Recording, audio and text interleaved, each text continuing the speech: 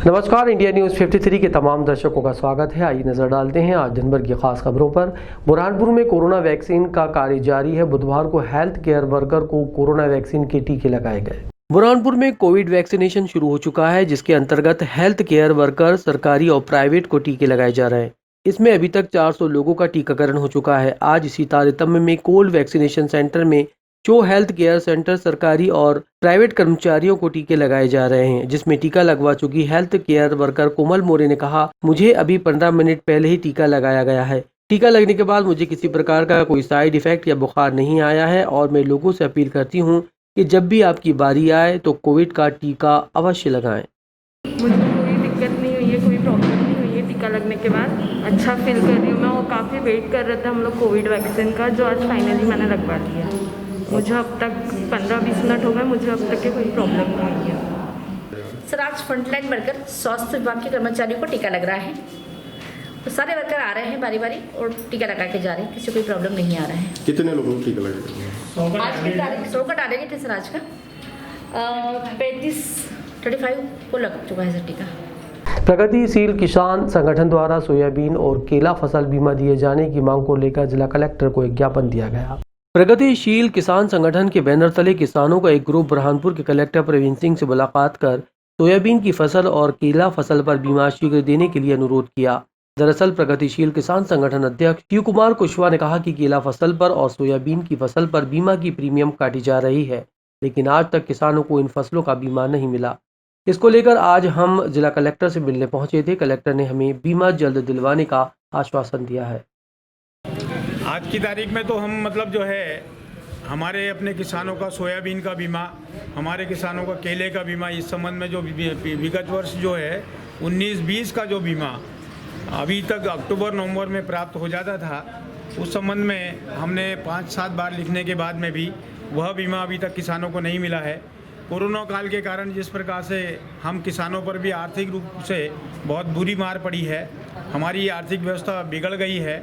हम सब किसानों के हित में यह चाहते हैं कि जो बीमा हुआ है, चूँकि उत्पादन शून्य हुआ सोयाबीन का, अतः आपको जो हमने किसानों ने बीमा का प्रीमियम दिया और प्रधानमंत्री फसल बीमा योजना यह कहती है कि खेत से लेके खलिहान तक किसान भाइयों घबराने की आवश्यकता नहीं, आपको भरपूर इसका जो उपज की नुकसान की भरपाई दी जाएगी। आज कहाँ पर पहुँचे? तो इस संबंध में आदरणीय कलेक्टर साहब को तो कहा है, उनको ज्ञापन भी दिया है। उन्होंने भी बाकायदा समय समय पर हमारा पूरा साथ देकर इस बात को आगे बढ़ाया है और निश्चित रूप से जल्दी ही इसका निराकरण होगा, किसानों को पैसा मिलेगा, ऐसी हमको अपेक्षा है। पुलिस थाना खगनार क्षेत्र अंतर्गत एक ग्रामीण 4 वर्षीय बालिका के साथ ज्यादती का मामला सामने आया है। पुलिस ने आरोपी को गिरफ्तार कर लिया है। बुरहानपुर के आदिवासी ब्लॉक खगनार के गोंदरी गांव में एक 4 वर्षीय बालिका के साथ ज्यादती करने का मामला सामने आया है। आरोपी कोई और नहीं, पड़ोस का युवक बताया जा रहा है। घटना की सूचना मिलने पर तत्काल खगनार पुलिस मौके पर पहुंची और बालिका को उपचार के लिए जिला अस्पताल में भर्ती कराया गया। परिजनों की शिकायत पर पुलिस ने पड़ोसी युवक के खिलाफ केस दर्ज कर उसे गिरफ्तार कर लिया है। ये पूरा मामला कल रात का है और रात में जैसे घटना पुलिस को पता चली, जैसी 4 वर्षीय वर्षा को तत्काल ही एडमिट करा दिया। उनके परिजनों द्वारा FIR करी गई है, जिसपे पुलिस ने मुकदमा कायम कर लिया है और आरोपी को भी राउंड अप कर लिया है। सर, बच्ची की स्थिति ठीक है? बच्ची की स्थिति सामान्य ठीक है। बुधवार को पूर्व जिला पंचायत अध्यक्ष ज्ञानेश्वर पाटिल ने मोहना संगम रोड की मरम्मत और रेणुका झील को विकसित किए जाने की मांग को लेकर एक ज्ञापन दिया। बुरहानपुर में बुधवार को पूर्व जिला पंचायत अध्यक्ष ज्ञानेश्वर पाटिल ने कलेक्टर प्रवीण सिंह से मुलाकात कर रेणुका झील को चौपाटी पार्टी के रूप में विकसित करने के लिए चर्चा की और मोहना संगम के रोड की मरम्मत करवाने के लिए ज्ञापन सौंपा। श्री पाटिल ने बताया कि ग्राम बोरडा के पास ताप्ती नदी घाट पर मोहना संगम के पास प्राचीन महादेव संगमेश्वर मंदिर के लिए पहुंच मार्ग की मरम्मत करवाने के लिए ज्ञापन दिया गया। श्री पाटिल ने बताया कि रोड जर्जर हो गया है, इस कारण दर्शन के लिए जाने वाले श्रद्धालुओं को परेशानियों का सामना करना पड़ रहा है। हर दिन सैकड़ों श्रद्धालु वहां से पैदल मंदिर दर्शन करने के लिए पहुंचते हैं। श्री पाटिल ने रेणुका झील के संबंध में कहा कि रेणुका झील को अच्छी तरह से विकसित किया जा सकता है। यहाँ मनोरम दृश्य लोगों को आकर्षित करते हैं, लेकिन यहाँ पर अच्छी सुविधाएं नहीं होने के कारण शहरवासी झील पर आना पसंद नहीं कर रहे हैं। झील के आसपास सफाई कर जरूरी सुविधाएं जुटाने के साथ ही चौपाटी शुरू की जा सकती है। शहर के संत निरंकारी चैरिटेबल फाउंडेशन द्वारा वन मंडल को 6 माह तक तैयार किए गए 62 पौधे प्रदान किए गए। संत निरंकारी चैरिटेबल फाउंडेशन द्वारा 72वें गणतंत्र दिवस के मौके पर 662 पौधों को वन मंडल बुरहानपुर को सौंपा गया।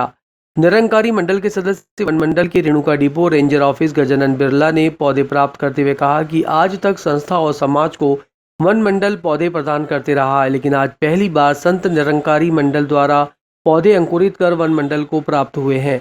घर घर पौधा अंकुरण होने की वजह से समाज के हर परिवार को पर्यावरण से जोड़ने का और इसके प्रति जागरूकता लाने का कार्य प्रशंसनीय है।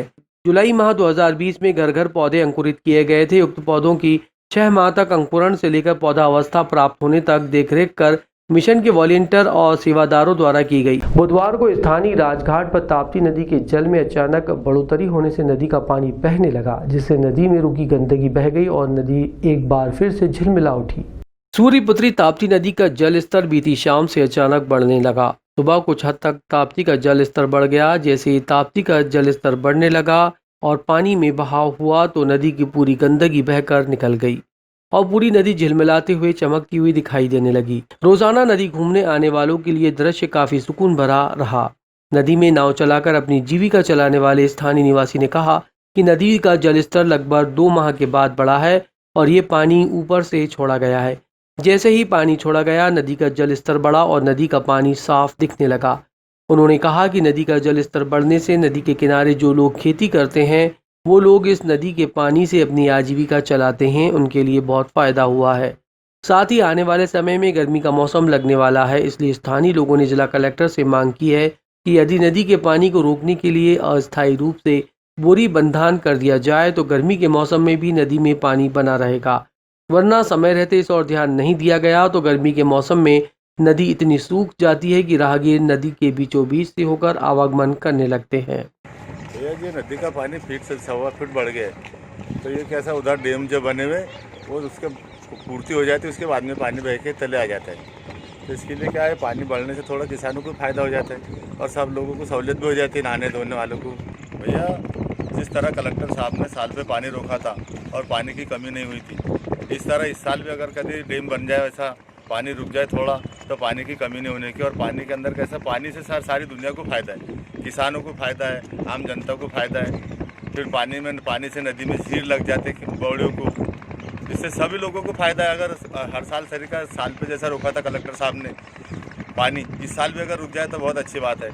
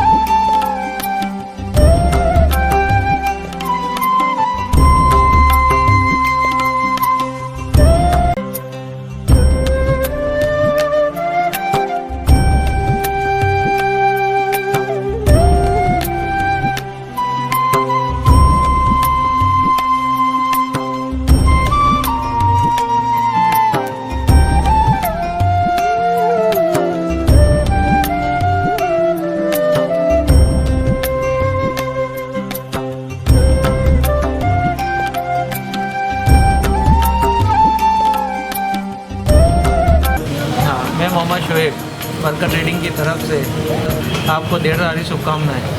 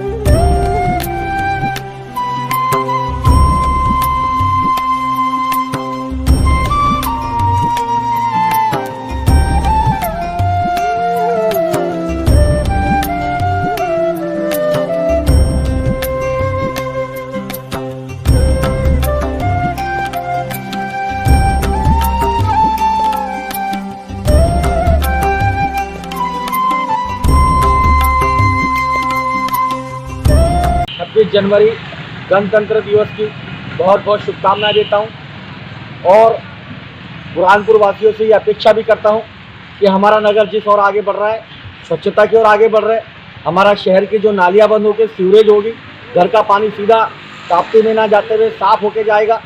बुरहानपुर से हम बसाड़ से जनता के लिए शुद्ध पानी पिलाएंगे।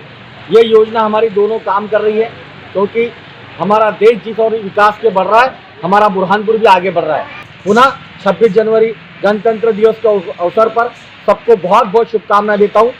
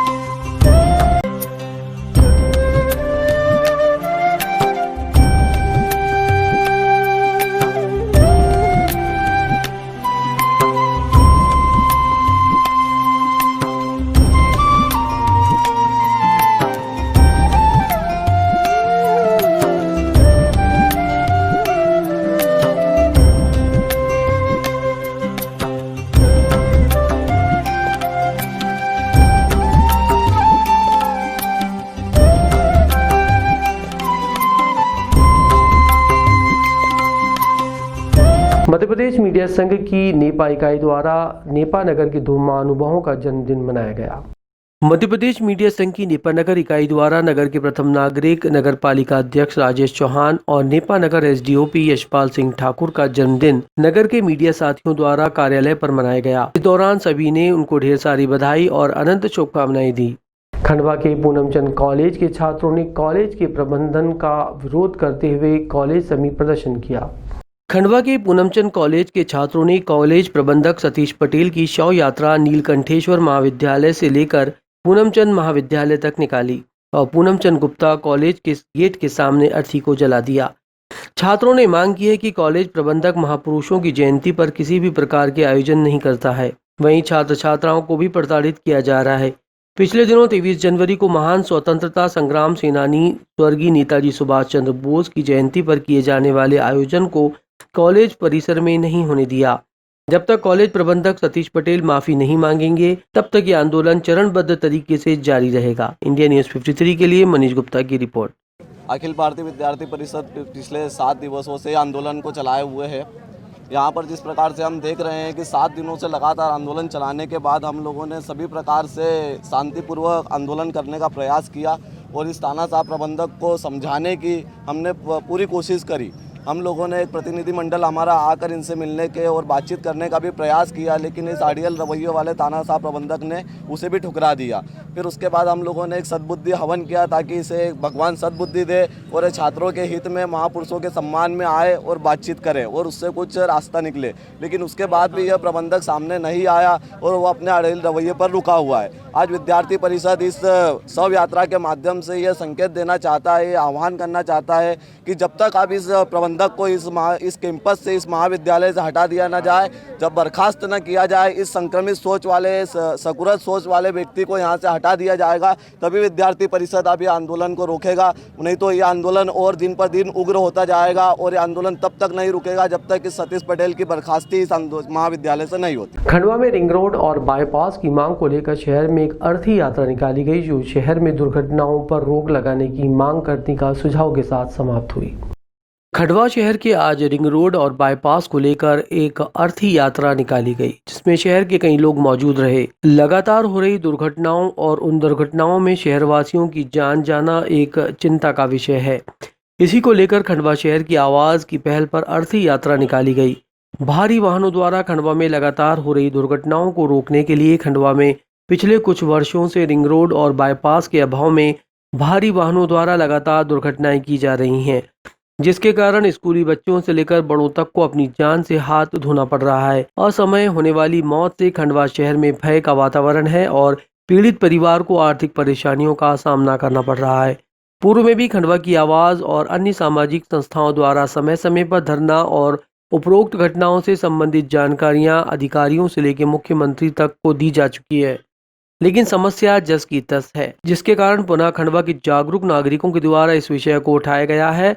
जब तक रिंग रोड और बाईपास का निर्माण नहीं होता, तब तक भारी वाहनों को सुबह 10 से रात 10 बजे तक शहर में प्रवेश निषेध किया जाए। जन भावनाओं को देखते हुए रिंग रोड और बाईपास का निर्माण शीघ्र किया जाए। 26 जनवरी को दुर्घटना में मृतक के परिजनों को आर्थिक सहायता मिले। शहर में जहां ट्रैफिक पॉइंट है, वहां ट्रैफिक जवानों की नियुक्ति की जाए। ट्रैफिक सिग्नल की स्थापना शीघ्र की जाए। शहर में प्रस्तावित सभी मेजर रोड का शीघ्र निर्माण किया जाए। जनहित में उपरोक्त दिए गए सुझावों को अमल में लाकर जल्द से जल्द संपन्न कराया जाए, अन्यथा जिम्मेदार नागरिकों द्वारा जनप्रतिनिधियों के खिलाफ जन आंदोलन किया जाएगा। इंडिया न्यूज़ 53 के लिए मनीष गुप्ता की रिपोर्ट। खंडवा की जनता को पिछले 3 चुनावों से लगभग 15 साल से जो खंडवा के जनप्रतिनिधि हैं, विधायक और सांसद, ये झूठे वादे और झूठे आश्वासन देकर खंडवा में रिंग रोड और बाईपास जैसी अहम व्यवस्था को लागू करने के लिए बात करते हैं अपने घोषणा पत्रों में, लेकिन उसको अमली जामा आज तक नहीं बनाया गया, जिससे आए दिन हादसा हो रहा है। कल ही 26 जनवरी के दिन बस स्टैंड पे एक बच्चे की बस से रौंद कर मौत हो गई, जो निंदनीय है, शर्मनाक है। खंडवा के जनप्रतिनिधियों को अपने वादे पूरे करना चाहिए और बाईपास और रिंग रोड जैसी समस्याओं का तत्काल से तत्काल निदान करना चाहिए। खंडवा में अभी 3 एंगल का रेलवे का ब्रिज भी बन रहा है, लेकिन उसमें भी सांसद महोदय स्वयं ही उसे लंबित करने के लिए प्रयासरत हैं। रेलवे उसमें अपनी कार्रवाई कर रही थी, लेकिन रेलवे को सांसद महोदय ने रोक दिया, और वो जिससे वहाँ से भी बहुत बड़ा ट्रैफिक पास हो सकता था। तो हमारे जनप्रतिनिधि जनता को हमेशा परेशानी में रखना चाहते हैं, हमेशा परेशान करना चाहते हैं, जिससे जनता उनके आगे पीछे हाथ जोड़कर घूमती रहे।